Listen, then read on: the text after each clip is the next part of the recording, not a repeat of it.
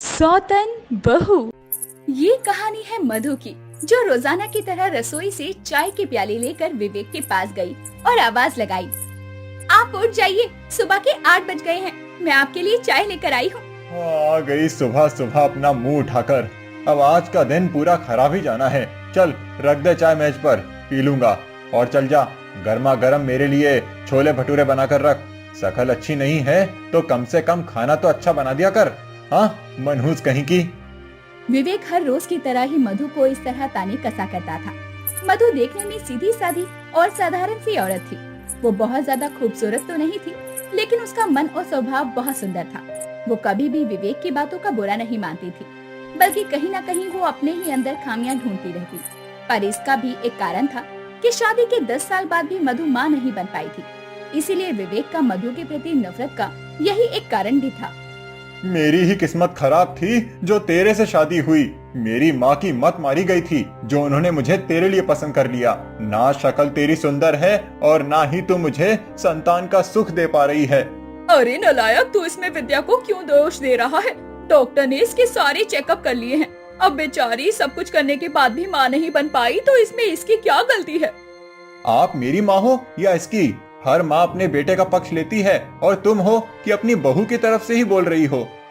तेरे पिताजी मधु को बहू नहीं बल्कि बेटी बनाकर लाए थे, और हाँ, आप उसे हर वक्त कोसना बंद कर। विवेक गुस्से में वहाँ से नाक फुलाकर चला जाता है और मधु वहाँ रोने लगती है। इसके बाद उसकी सास कोकिला उसे चुप करवाती है। माँ जी, अब मैं क्या करूँ? मैं माँ नहीं बन पाई तो मैं कैसी बहू हूँ जो इस परिवार को एक वारिस भी नहीं दे सकती। वहीं गांव में विवेक का एक दोस्त केशव रहा करता था। विवेक घर में जब भी गुस्से से निकलता तो वो केशव के घर जाकर बैठ जाता। क्या हुआ? तू इतने गुस्से में क्यों है? वही यार, रोज सुबह सुबह उस मनहूस मधु का चेहरा देख देख कर मैं थक गया हूँ। समझ नहीं आता अब मैं क्या करूँ। वैसे भी तुझे तो सब पता ही है। जीजू, ये लीजिए, जीजी ने आपके लिए चाय भिजवाई है। अरे नैना, तू क्यों लाई चाय? तुम्हारी दीदी कहाँ है? जीजा जी, वो मुन्ना को खाना खिला रही है, इसीलिए दीदी ने मुझे बोला कि मैं आप लोगों को चाय दे दूं। नैना की सुंदरता देखकर विवेक उस पर मोहित हो जाता है। नैना अभी हाल ही में केशव के घर घूमने फिरने आई थी। वहीं विवेक नैना को लगातार देखे जा रहा था। अरे ओ विवेक, कहाँ खो गया? ये ले, चाय पी ले। ये कौन है केशव? इन्हें तो पहले कभी नहीं देखा। ये मेरी साली है, कल ही शहर से आई है, 12वीं पास है। नैना को देखकर विवेक के मन में ना जाने कौन से ख्याल आने लगते हैं। वो अब रोजाना ही किसी न किसी बहाने से केशव के घर आ जाता और जानबूझकर धीरे धीरे वो नैना को अपनी ओर आकर्षित करने लगा था। नैना, तुम दिखने में बहुत खूबसूरत हो। तुम्हारे तीखे नैन, तुम्हारे सुनहरे बाल और कोयल सी बोली, सचमुच सब बहुत खूबसूरत है। आप तो बस मेरी यूं ही मुफ्त में तारीफ करते रहते हो। कभी चूड़ी, कभी पायल, कभी हार उपहार में लाते हो। अपनी मिसेस को ही लाकर देते हो क्या? बस इतनी सी बात। कल देखना, मैं तुम्हें गहनों से न लाद दूं तो मेरा नाम विवेक नहीं।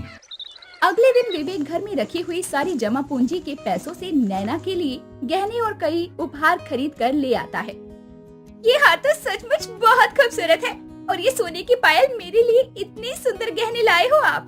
लेकिन आपने लिए ये गहने क्यों लाए हो? तभी वहाँ पर केशव और उसकी पत्नी आ जाते हैं।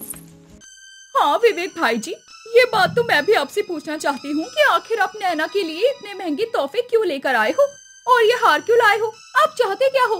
हाँ विवेक, बुरा मत मानो, लेकिन नैना की भी समाज में कुछ इज्जत है।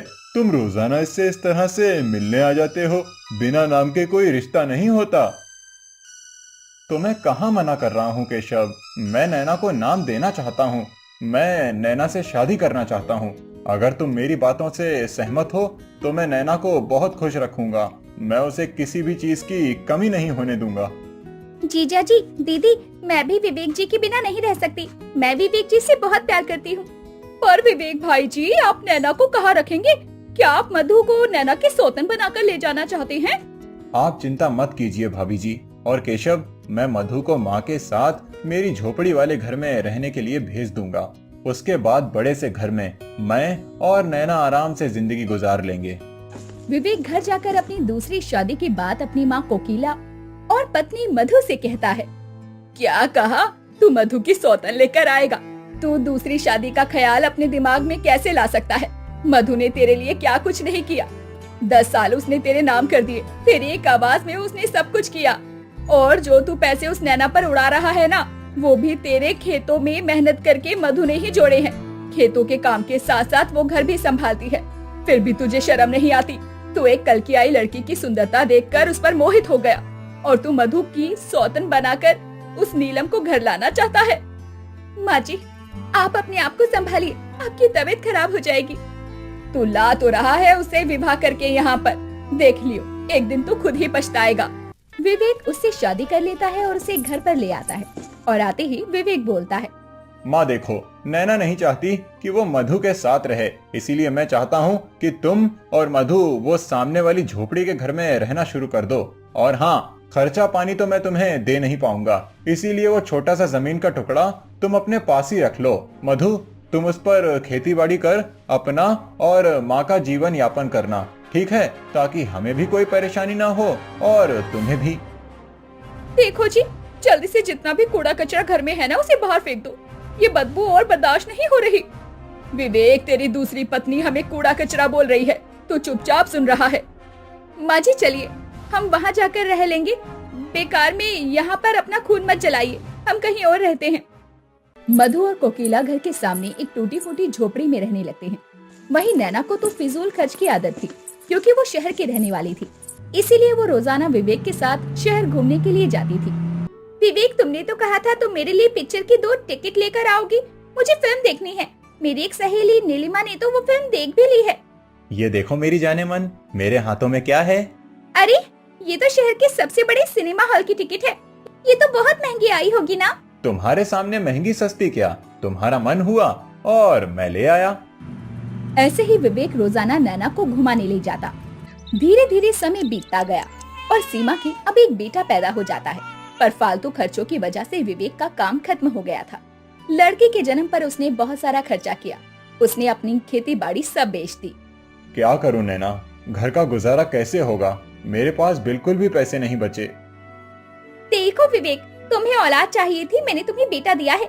अब तुम इस तरह से गरीबी और भूख से हमें मारोगे तो मैं यहाँ एक दिन भी नहीं रहूंगी।